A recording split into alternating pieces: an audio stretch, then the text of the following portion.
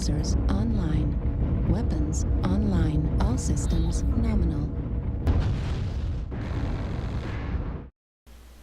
Greetings and salutations.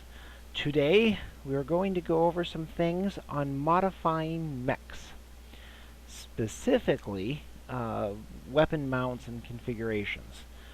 You've heard me saying, if you watched some of my other videos, about not making your mech too hot and a few other things, but that's not as helpful as you might if you're looking for what exact information on how to modify your mech. So, I'm going to go over a few things. I'm going to have to explain a few things first. More specifically, what exactly are weapon hardpoints? These are hardpoints are basically where you can mount a weapon. They're assigned different classes and types. You have ballistic, missile, and energy. You can put any laser, particle cannons, etc. in an energy mount. Any kind of ballistic weapon, machine gun, autocannons, gauge rifles in ballistic mount. Missile or SRM, which are short-range missile, and LRM, which are long-range missile. That seems pretty self-explanatory and easy to understand, right? But is it? Here we have a version of the Cicadia. It's a standard 3C version with a particle cannon.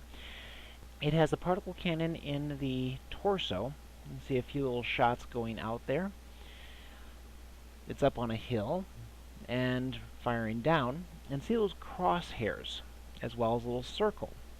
The crosshairs show where the torso-mounted weapons can fire. The circle, which can drop down farther, shows where the arm weapons can fire. They are different.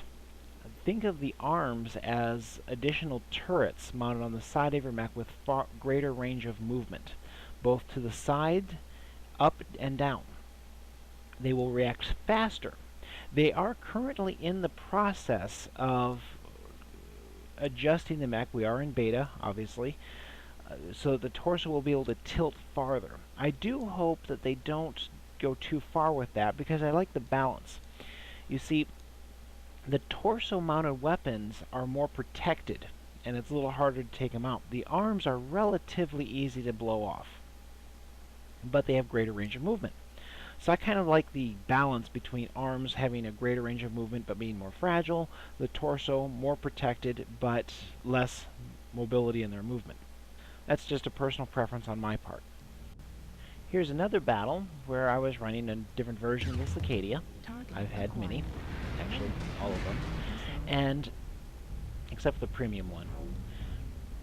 This mech was coming around. I was expecting it to come around. I was going to then run around him, but he's not. He's staying back. So, no problem. I gotcha. Run around on the side.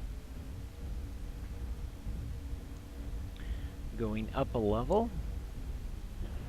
Find out exactly where he is. I was thinking he was back further, or more forward.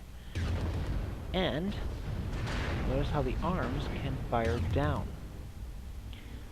Do you want your mech to have a little more protected or a little more range as to where it can shoot? This was a great illustration of the arm movement. They can fire and react quicker to the side and up and down. Now that we've gone over some of the weapons types as far as what you can mount where and how you would want to do that, there's a couple other things I want to go over.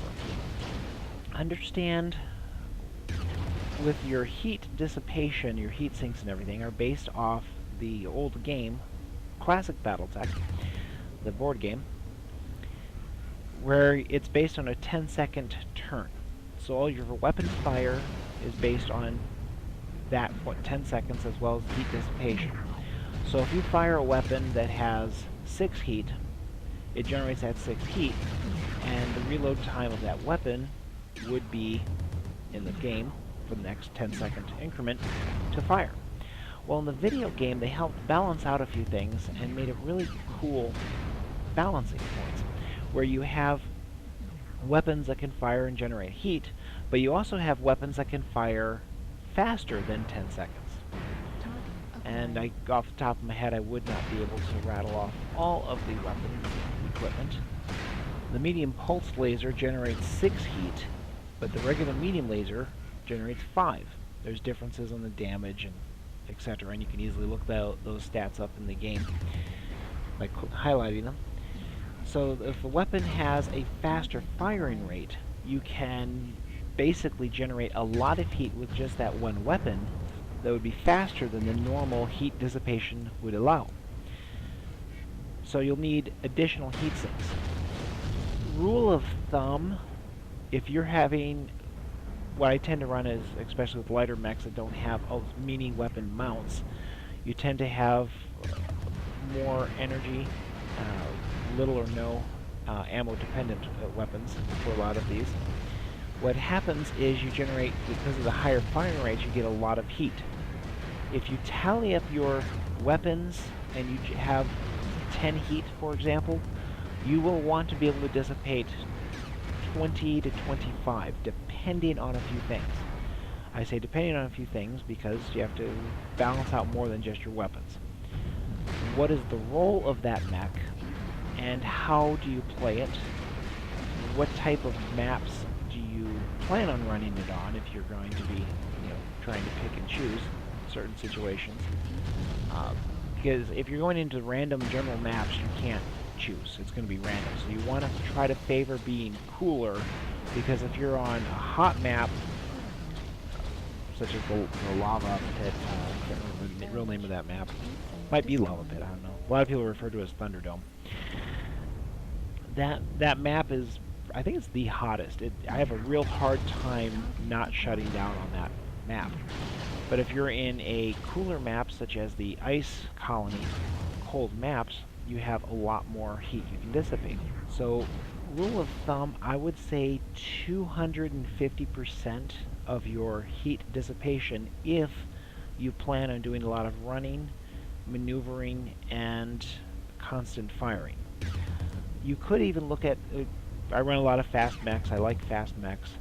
In those roles, you kind of want to consider what is the role. Just like fighter aircraft, there are some that are good in a maneuvering battle, a turning fight, and there are some that are better in the hit and run. They just dive in, dive out. Fast aircraft are that dive in, dive out.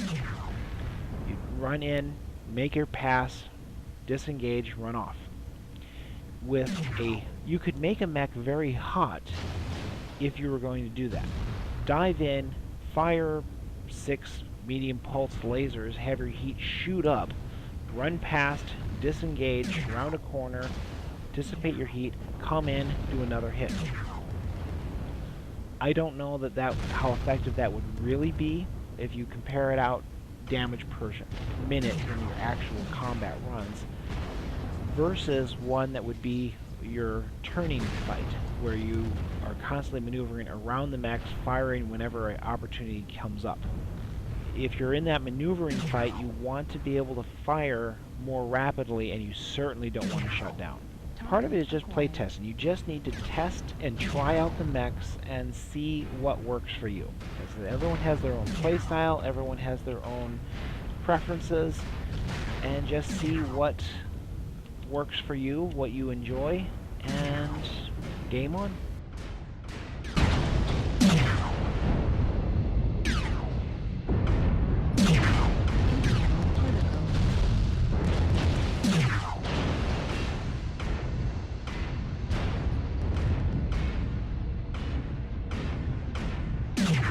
Heat level critical.